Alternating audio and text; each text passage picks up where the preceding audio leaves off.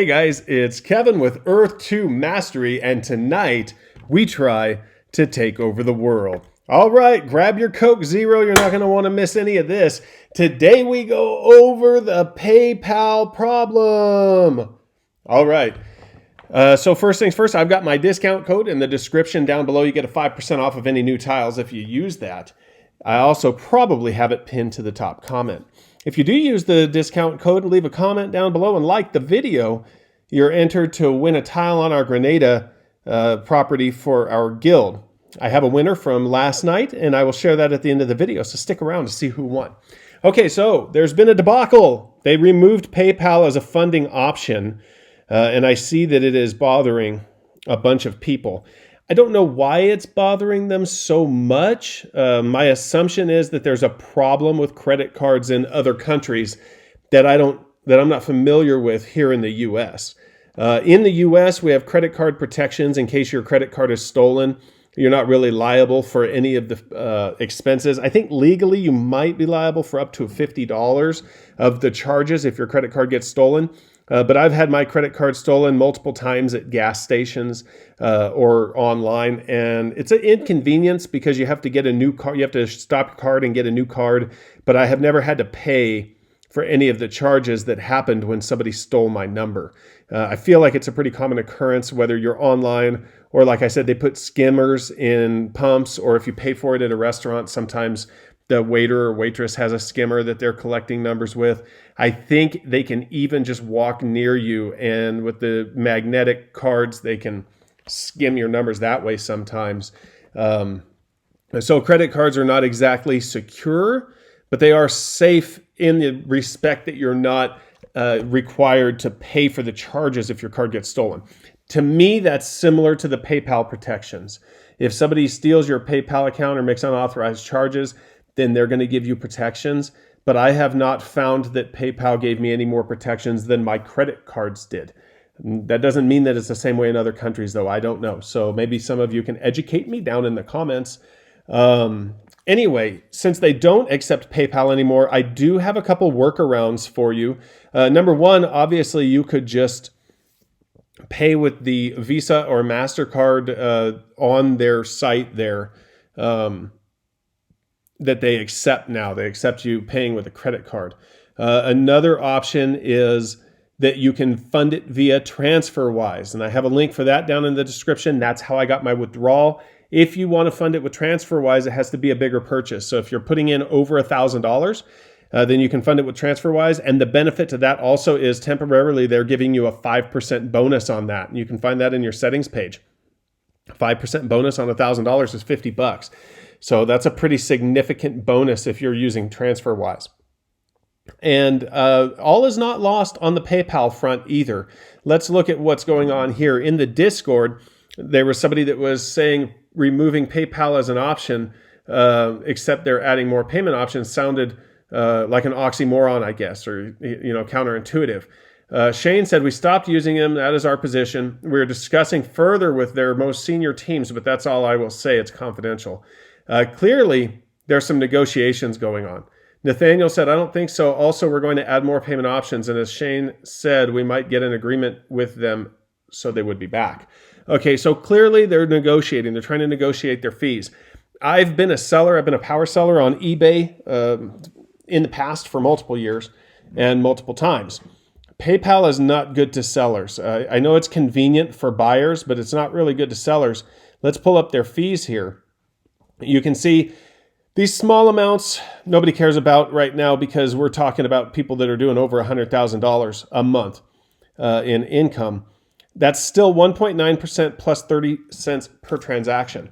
My assumption is that they're trying to get that 30 cent per transaction fee waived, and perhaps they've been able to get it reduced or even eliminated with a different credit card provider with a different payment option, and that's why they've switched to the other credit card provider or credit card terminal provider, because that's very significant. You can understand that there's probably a lot of people out there that were buying one tile at a time. Sometimes that's even 10 cents. So if they're having to pay 30 cents per transaction, and then if the transaction is reversed, they may have to pay another 30 cents, but they at least don't get that 30 cents back, plus 1.9%. Now, I'm sure the 1.9% is not a big deal. They're not going to get a much better rate from another credit card provider than that, in my opinion. But the 30 cent per transaction fee could really kill you if people are buying one tile at a time, especially if they're planning to open up Dubai and a couple of the other countries where the tiles are going to go back to 10 or 15 cents a piece, and people are going to be trying to buy one tile at a time. It would just be murder. I mean, it would be costing them money to sell the tiles, and they don't want to do that, obviously. I mean, who would? So the only way that you're going to be able to negotiate with a big company like PayPal is if you have a lot of money coming in and if you're willing to get rid of them as a payment provider. I don't like it either. I would prefer just every single payment option be available. Mostly, I would prefer that they just accepted some sort of crypto transfers, that there was a crypto in the game and I could get a crypto wallet that held that crypto and I could move it back and forth between Bitcoin and my Coinbase account. That would be ideal to me. But, obviously they want to have lower fees, and we understand because you can't be paying 30 cents on a 10-cent purchase. I don't know if it scales down after over $100,000 a month. I mean, this last month, maybe they only did $100,000. Their sales dropped off dramatically once we hit a point where all the Class 1 tiles were gone. I initially did a video where I thought that they probably wouldn't open up Dubai or Jerusalem ever. I just thought maybe eventually they would just close it off. They're talking about opening it up now within the next week or two. I think maybe they're talking about opening it up because their sales dried up a little bit and they recognize that they can kick that bucket with that cash in it. Once they open up Dubai, they're going to get another rush of sales. So they're going to get another cash infusion. If they are planning on that, now would be the time to get rid of PayPal in order to make sure that they don't have to pay more for purchases than it cost them. Another option that I have for you guys, because you're concerned about using your own personal card, and maybe it's a legitimate concern in other countries. Like I said, I don't know all the financial rules and laws everywhere, so I'm only speaking to my experience. But there are these prepaid gift cards. Now, unfortunately, you have to pay like $5.95 to buy them initially, so it is going to cost you $6 on top of $100. Or if you buy a $200 one, I think it's $6.95 on top of the $200. So depending on how much you purchase, the fee does get cheaper based on the amount that you're buying. But if you only want $50 to $200, that would be a good option for you, is to buy one of these prepaid cards and fund your account with that. I'm also doing research on reloadable prepaid cards and options for you. When I find some, I will get back to you on that. But for now, these are the workarounds. You can either use your credit card, you can fund a bigger amount through TransferWise, or you can use a prepaid gift card, a credit card, a Visa or a MasterCard. And that should keep you safe no matter where you're at, because you can't lose more than what is on the card.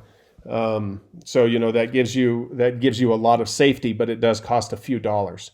Okay, so I wanted to go over those options with you. Please tell me in the comments why everybody's so wrapped up in PayPal. I know it's convenient, but other than being convenient, is there another reason? Is it safer? Do you guys not have credit cards? What's going on? I really want to know, because I've asked a couple people and nobody's really given me information, but I see a lot of people complaining about it. Okay, so I did have a winner from last night's land giveaway, and that is Say My Name. So Say My Name, get a hold of me through the Discord or through private message on Facebook or Instagram, and I'll get you a link to the property on our island in Grenada that you can put your penny bid in for, and I'll let you have that. For now, if you do need that TransferWise